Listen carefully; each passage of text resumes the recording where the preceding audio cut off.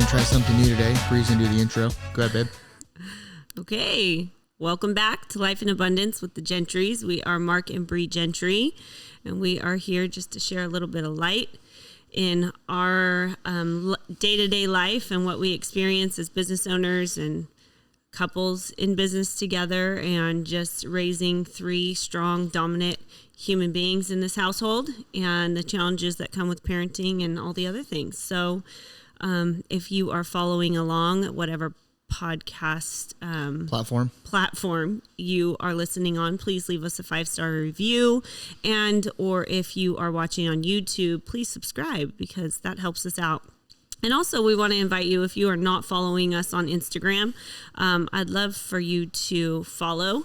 I'm Blonde by Bree, hence the Blonde by Bree, and Mark is Mark Gentry Training. Ooh, good answer. Yes. You know what's kind of funny about this is Bree didn't know any of this before we started a podcast. She didn't know that you had to leave a review, subscribe on YouTube. She didn't even know you can get paid to do podcasts. I didn't know you had a podcast app on your phone. That's a fun fact. Yeah, we actually started a podcast without knowing there's a podcast app. We did it because of a class, and Bree, I think it was when your clients told you that Joe Rogan got paid $100 million. You're like, wait, you can get paid doing this? Yes, exactly. Who cares to hear me talk? All right, and let's do it. Then once Bree found that out, then she was listening to podcasts every day. So it's kind of funny. Yeah, now I'm committed. Now I'm I can't start my day without a little Cardone. Yes. Yeah, works for me. But anyways, we're going to roll right into our topic today. I found that through COVID, Mark and I learned early on in the process that we were going to have to set the tone for a lot of people in our life. It seemed like people wanted permission from someone they knew what they felt, they knew what they knew what was right or wrong, but they just needed to know that somebody else aligned with them. And in the beginning, there was so much fear instilled in us, I believe, from media and all the things to really stand for what you believed in. And it wasn't ever that you were alone in those thoughts or those feelings, but it was intimidating to be so vocal about it. And so I think early on in 2020, Mark and I said, no, this is how we're going to live our life, and whoever wants to be a part of that can be. And we fully, embrace that. And if it's not for you, that's okay too. We'll respect that space. But we really wanted to be,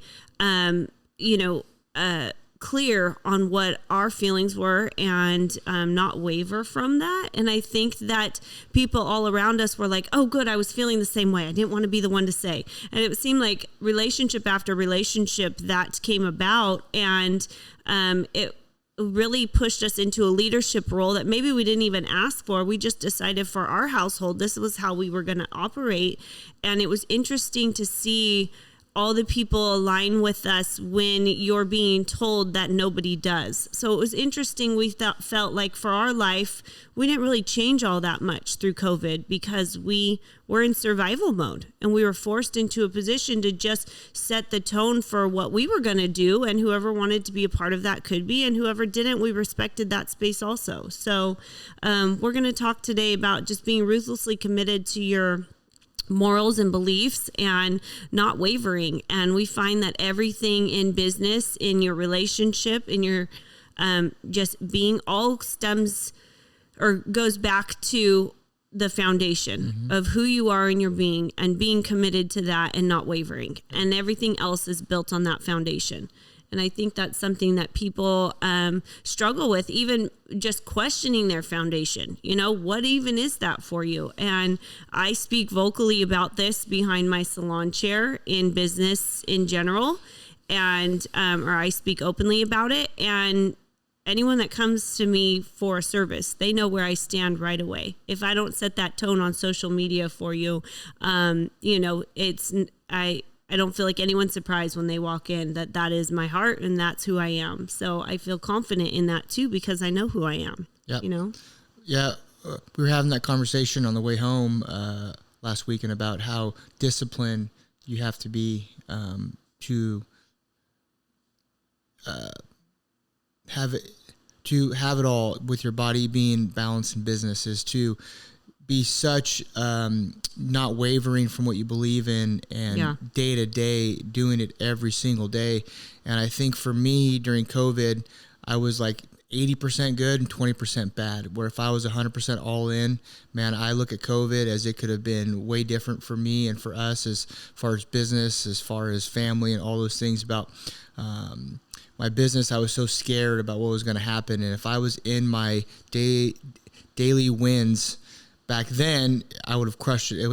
It would have been a whole different ball game. And so, I think people underestimate how disciplined you have to be on a day-to-day basis to be able to be confident and stand in what you believe in. Absolutely. And I think, people do question all the time their morals and beliefs because they're easily influenced, not standing firm on a solid foundation. Mm-hmm. And when you know what that is, when you have that core in your life, it doesn't matter how the climate may change in the room. You knowing who you are actually stands out more than somebody who's sitting there questioning and creating noise, So, I mean, for us, it's not like we went out of our way to be like, no, this is what we're going to do. We just didn't entertain anything that we didn't want to tolerate. And I think we came from a place of being intolerable to things that we weren't committing to or approving of. And that created this common ground for a lot of people in our life that we said, okay, this is a safe space to feel that way. It's not wrong to feel that way. It's not wrong to know who you are and not waver from that. And I think that was something in our businesses that people felt they could come and see like a little glimpse of relief almost, mm-hmm. because there was such like a heightened emotion around COVID and the do's and the don'ts and whatever. It's like, wait a minute, living in a free country, I shouldn't feel like I can't be free to walk outside and take a deep breath in and out, but that was even like down to something so simple of how and where to breathe. You were restricted, Yeah. And I know for us, I just wanted to set the tone in my household for my children too, is this is who we are and this is what we believe in. And nobody can tell you that you are wrong or you are bad for doing that.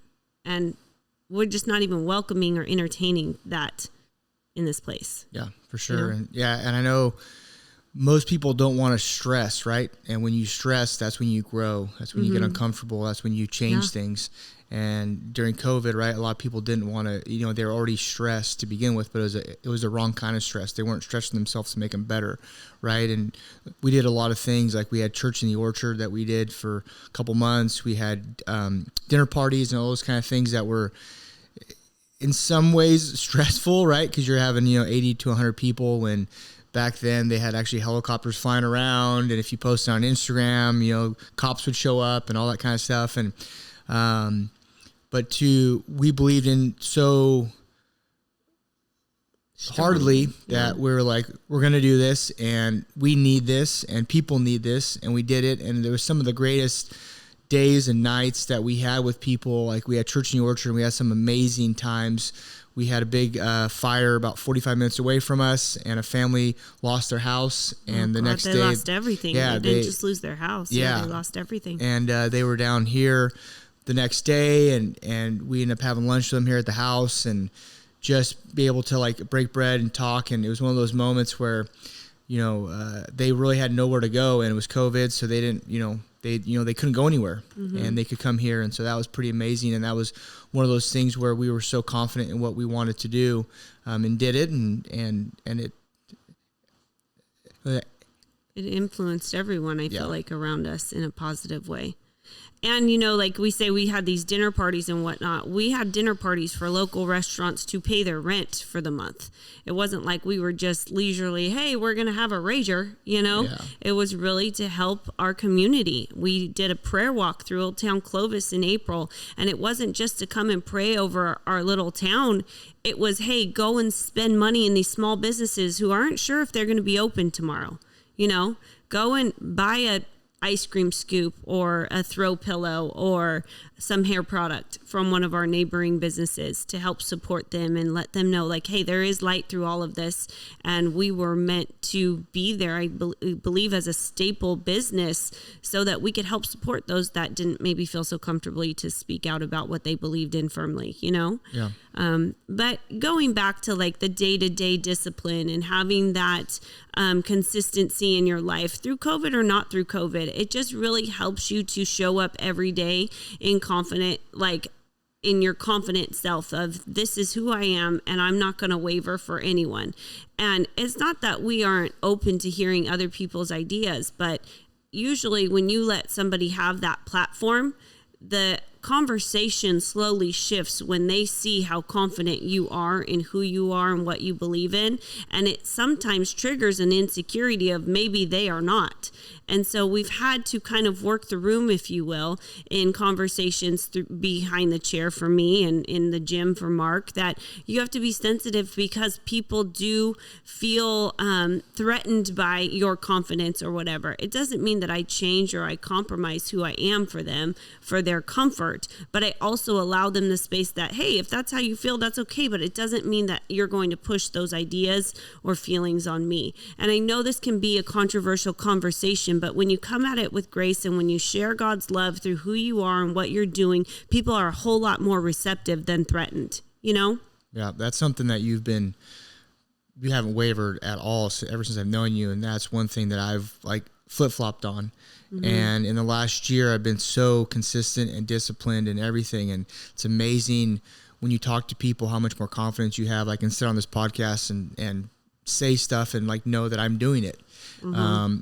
When, a couple years ago, I was saying things to go do and I wasn't doing it. But when you actually show people and you don't have to tell them, right? Absolutely. As you would say, to be a beacon, which is what Bree's been called the last couple weeks. And just by just showing and doing these podcasts and showing up and doing the work daily, people do see it. Absolutely. Well, I think that it's the true definition of integrity, right?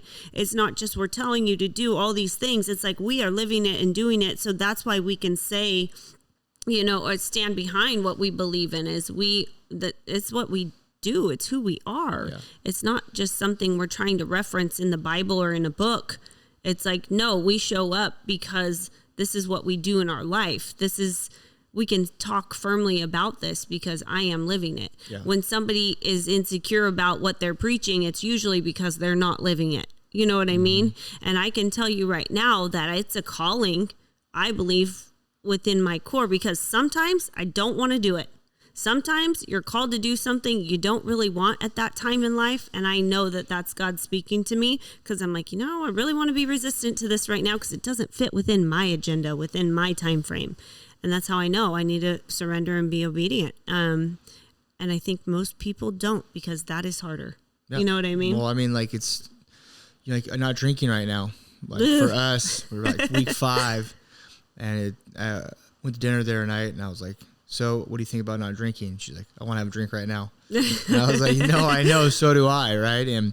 But it's one of those things that we know that we have a calling, and we're going to do this as long as we feel necessary. And if it's forever or if it's for another day or month, whatever it might be, that's what we're going to do. But it's uncomfortable and it makes you stress and bend a little bit, right? Because you see everyone else having one. And it's kind of like what I've realized through all this is kind of like my security blanket. Yeah. Where you go somewhere and you can have a drink and you can kind of have like fake confidence. And so, I've realized that, man, I was really, I don't want to say hiding because that's not the right word, but just it kind of makes you kind of relax and do all that, where being sober, right, you kind of just be your true form of yourself. And you got to parent, you got to, be a husband. And whereas, not that we didn't parent before. Not that we didn't parent before, but you're like, oh my gosh, these kids drive me crazy. I need a cocktail, or like or something like that. And now it's just kind of like, wow, like I wasted a lot of time by, drinking and doing those things. And now it's kind of more purpose driven, but it does make you stress a little bit. Yeah, no, absolutely. It's funny. I sat in this class last week and a girl looks across the way at me and she says, "Bree, how are you like this?" And I was kind of taken back. Like, okay, is she offended by me? Is this a positive statement? And I said, I mean, I'm not really sure what you mean by that, but I'm going to take this, what you're directing that as probably the way I'm showing up in this conversation is because I'm confident in what I'm talking about because I know my foundation. Mm-hmm. And that was instilled in me at a very young age by a faith-driven mother who showed up every day living the life she preached. She didn't just tell us what to do. She showed us what to do. And she did that strongly by loving others. My mom's never going to be the one that's going to go out of her way and give you this extravagant gift. But she's going to cook for you. She's going to pray over you. She's going to call you just to tell you she loves you. She's going to do those kinds of things. And I love being loved by her that way. And she would even let me fail. She would even let me figure it out. And you'll hear me as I parent my kids. When they fall down, I'm like, okay, get up. You're okay. Show mama how you do it. Because I want to instill in them the confidence that they are capable, no matter the climate, no matter the circumstance, they are capable. And I think setting the tone for your day is waking up with the confidence, waking up with the mindset of you are capable. Mm-hmm. We're going to start our day on a positive note. Yeah, all these things may be in our circumstance around us, but it doesn't determine who we are. Who we are goes back to our foundation and our being. So to answer Danielle's question in the conversation in the class, I said, this strictly goes back to my foundation and I am ruthlessly committed to it and I will not waver. Mm-hmm. So if that's how I show up in a room, it's not because I'm telling somebody I am confident or I'm this or it's the freaking Bree show. It's my words make an impact because I know who I am. And I think that there's something that's contagious about that in lifting others up. I don't have to tell them, I have to live it. And that's really what I believe, called to be in this room, in this class that we are doing. And so I've struggled with what am I pulling out of this? What am I taking away? But I also have to look at it as maybe, Bree, you're not called to this class to take something away, but you're meant to be there to serve and to give. Yeah? For sure. No, I believe that. Now, it's funny because being married for 18 years, 17 years, how long? 17 years this October. We've been together 18. I've watched it, and Bree does not waver at all. And I have literally only lived my life the last year not going back and forth, and it's amazing the difference in me, myself, and our relationship and everything else. And I could, probably the first time in my life, I could stand up and honestly say that, like, I'm an open book. You can ask me anything and I will not lie. I will not bend the truth. I will not, fake it. And there's something to be said for that, because now I'm realizing that there's not a lot of people in this world that can do it. And I heard this quote that says, the most dangerous man in the room has nothing to hide. Mm-hmm. And there's something to be said for that, right? Because for a long time, I lied to myself. I lied to other people, especially myself. That was a big one. But yeah, I mean, but I got up every morning and I had a routine and I was disciplined and I was grateful. That's one thing that changed my life is I do this thing called a gratitude stack, and it just goes over like what you're grateful for every morning, and it takes about 10, 15 minutes. And the first thing I do is I do one of those in the morning, and it just sets your mind frame different for the day, right? Instead of like looking at like, oh, I'm not busy, I don't have any clients, I don't feel good, I gotta go work out, whatever it might be. But if you just take that 10, 15 minutes and just give thanks, and it could be the same exact thing as yesterday, but give thanks for the chair you're sitting in, for the home, for the coffee, for, power, you know what I'm saying, of your house and those kind of things. And just the little things each day, it makes you a lot more grateful for the day and ready to do bigger and better things too. Yeah, absolutely. I think Mark and I are seeing through this process also of this class, and what the greater calling is through it, like I said, is sometimes you're not meant to be there to receive, but you're meant to be there to give and be a light. And as Mark has been doing this accountability with a buddy, I sat outside and talked to him during his workout the other morning, and he was like, the old self, the old me would have never reacted to a certain circumstance the way that he did this last week. And he's been struggling with some health issues and things that really are affecting his day-to-day life. And he said, Bree, just doing the 5 simple steps in the morning has changed me. And then, just really starting his day with gratitude.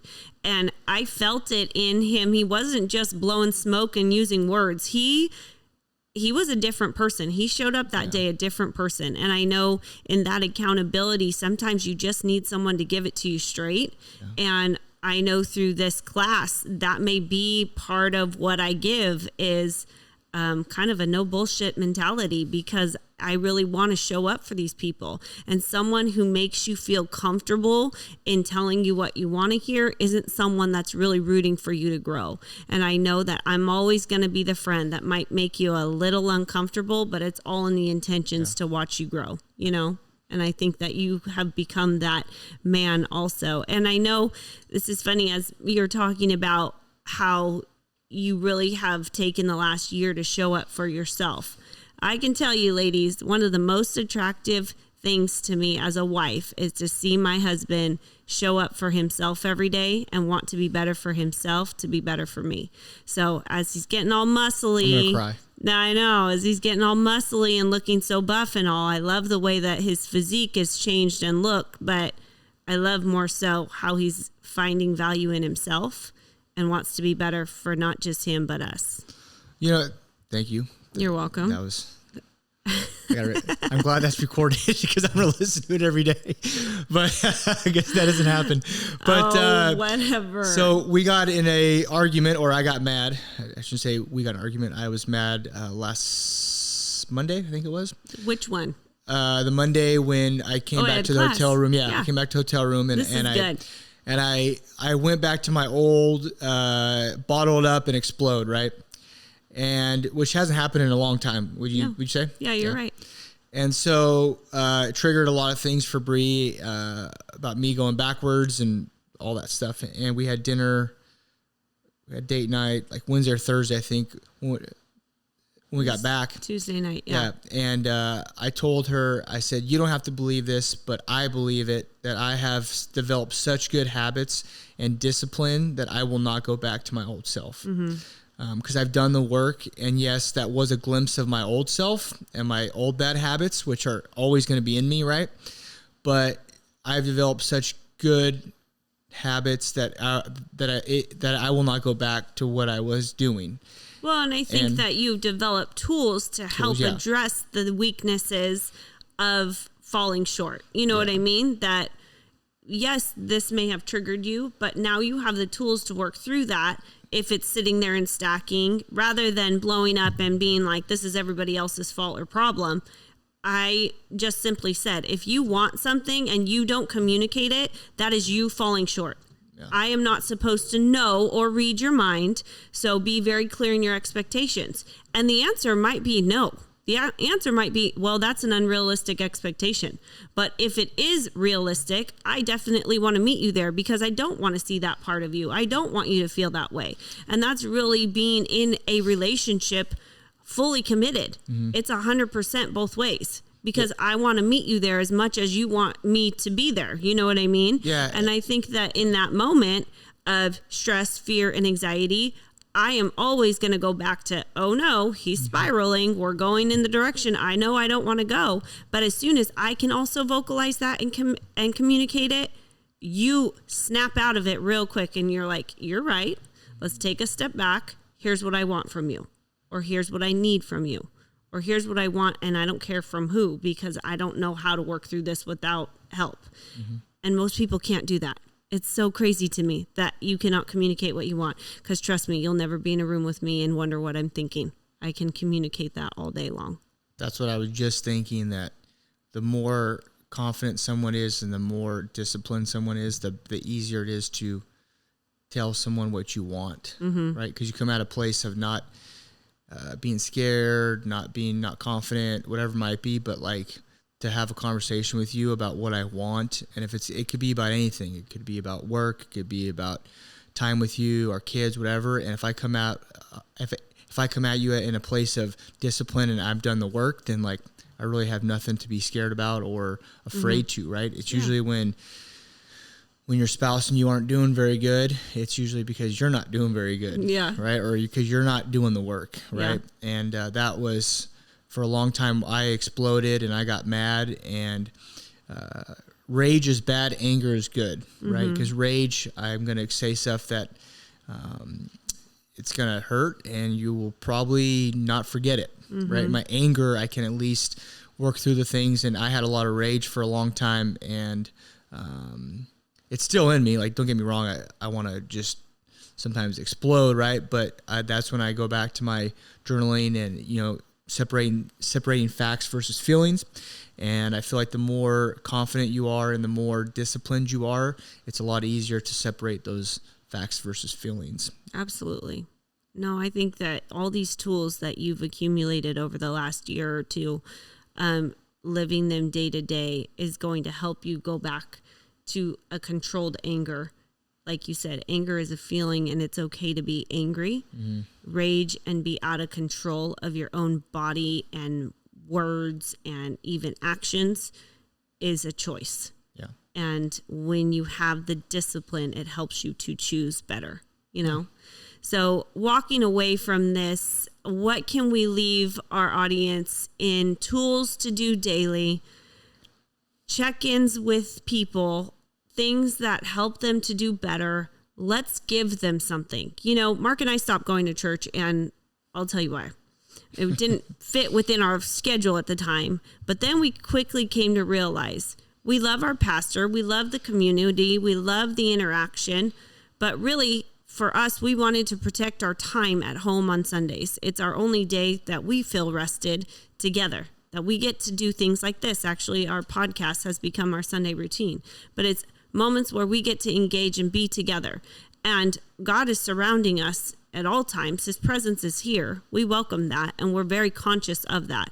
But we've really made an effort in our life to have a stronger and more solid relationship with God, where we don't need to go to a church to hear what that is. But our frustration also was, you go to church, you look around, you're in this room where everybody's feeling good. And you ever been to like church and you feel like the pastor's reading like your journal and he's talking right to you? You're like, oh shoot, yep, I did that. Yep, I did that. But then what's the tools I leave with to help counter that behavior, to help counter those thoughts, to help counter the choices, right? How can I do better? And yes, we can always reference back to the Bible, and they're all in there. But if we don't have day-to-day routine and tools that are relevant to the issues that we're dealing with in our life, it's really hard for people to dig that out of the book of John. You know what I mean? Like, I know that sounds silly, but sometimes people just need it in black and white. Just put it right there in front of me. This is a yes, this is a no. And for us, we really wanted to take away these tools to make things more relevant in our life. And we were finding that I want to implement this in my life so that this doesn't happen. There's a this or a that game that we play. If I do this, then the consequence is that. If I do this, then the gain is that. And so for us, we really wanted these tools in our life to not just keep to ourselves, but to share with others. And I felt like as we sat in a church pew, I wasn't getting that. And it's nothing against my pastor. I love him dearly, and I pull so much great knowledge and wisdom away from him. And just the presence of God he speaks into our life is just so powerful. But I didn't feel like I needed to get that from church. I need that from a relationship with someone who has a relationship with God. I want to draw that out of people that I know are living that godly lifestyle and really wanting to implement those tools in their life, and the same for me. So what can you say when you walk away from this that people can do on the daily, just simple things that have changed you and changed me, that we can say all for the better? Waking up at the same time every single day, Monday through Sunday. Don't do any of the I'll sleep on the weekends. No, wake up at the same time. It doesn't have to be at 4 a.m. It doesn't be that, but just wake up at the same time. Gratitude in the morning. Could be 5-10 minutes. Just get a little journal. Just write down 5-10 things that you're thankful for. It could be the same thing, but do it every single day. Another one is work out, move 20 minutes a day. Could be anything. Could be a walk, just doing squats, push-ups, whatever it might be. Just do something every single day. And then the fourth one is eat good. Yeah. Like those things, if you can take care of your body, all your being, your balance, and your business will be way better, right? We all have a scarcity mindset of all four aspects, because back in the day, they ate of the apple, Adam and Eve, and we now have a scarcity mindset. But God has called us to be in abundance in all four aspects. And so if we don't put our body in the right framework, then our day cannot be maximized to what God fully wants us to be and our purpose. So getting our body and our mind right, those are 4 simple things. Get up every morning, same time, journal, eat clean, and work out 20 minutes a day. Those are 4 easy things to do that you can do every day. Absolutely. And it's free. It is free, and it is a choice. Yep. I feel like that is one thing that I have struggled with in my class, and I'll say this openly, and they're probably all going to listen to this, but it is a choice to be where you're at. You choose that. So if you're too busy, that's a choice. If you choose something over prioritizing your health, that's a choice. There's an accountability that comes with making choices that people want to ignore, and that frustrates me. It's like, well, you didn't choose to eat good, so you feel like crap. Go back to the root of the problem, and that was that you didn't take accountability for the choice that you had before you to end up feeling the way that you feel. Well, that is the accountability you're going to get from Bree Gentry, is what choice did you make, and choose now to make a different one so you feel better instead of going back to the apple, right? Yep. But it's also standing butt naked in front of the mirror and saying, did I do everything I possibly can to have the body I want? Or looking at your bank account and going, man, did I do everything that I possibly could in business to make the most money? Did I do everything I can in my marriage to have the best marriage, right? Because we all have the choice to do it. It's not anyone else's fault. If we don't have certain things, it's our fault. 100% it's on us.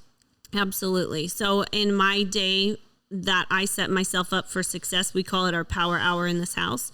And Mark really makes a conscious effort with our children to protect that hour for me. And sometimes it's only 10 minutes, but I need it.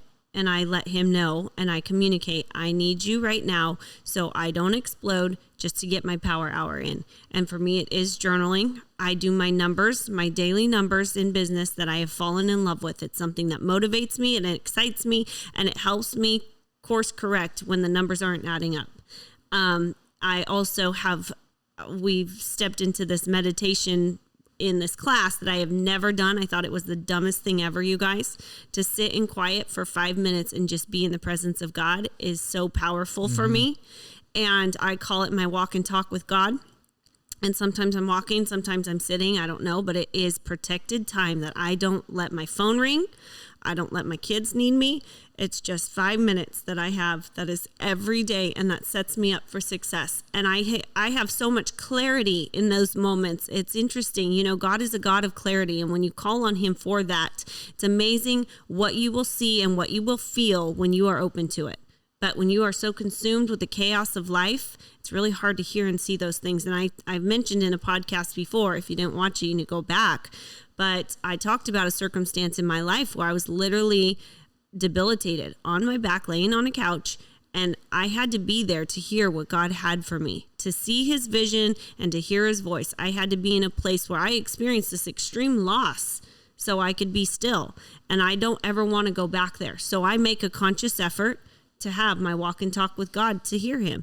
So a few things that I do in my life are the journaling, the numbers, the walk and talk with God. And then I've made an effort to have 30 minutes a day with my family that I can be on the trampoline with the girls or just present. And it's funny how 30 minutes a day is hard. That's a stretch to be fully engaged and present, whether it's brushing their hair,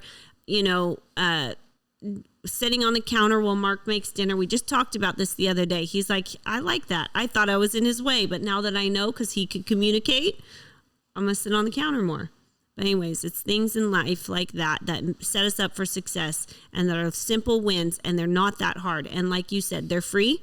They're a choice, and we have accountability to do them to be better. And if you don't do them, you're not going to get better. And that's a consequence you have to live with. And unfortunately, all the people around you. So I want to show up every day, my best, not just for me, but for my people. Like Pretty Blue over here. Amen. Pretty Blue. I like that. I need to wear blue more often. Well, thanks you for listening. Also, if you liked for Bree and I to talk about anything on our upcoming podcasts, go on our Instagram, shoot us a DM. It's Blonde by Bree or Mark Gentry Training, or you can leave a comment down here in the podcast or on YouTube. We'll check them out. And until next time, thanks for tuning in, and leave that 5-star review. Yep, review. And thank you for tuning in. That a baby. Bye-bye.